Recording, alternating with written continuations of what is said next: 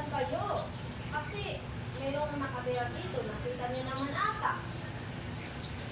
At pumasok ng galit yung ina. Kaya isang araw, naisipan ni Carl na magtanim ng mga puno. Kaya nagtanim siya. At araw-araw ay binubuhusan niya ito para lumaki ito.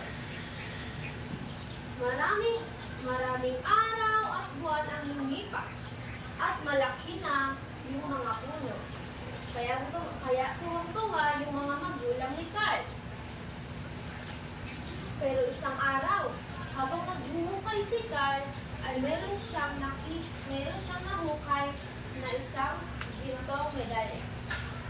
Kaya pinuli niya iyon. At binigay sa kanyang magulang. Sabi niya ay, Ama, Ina, tingnan niyo po itong napulot ko. Isang gintong medalya.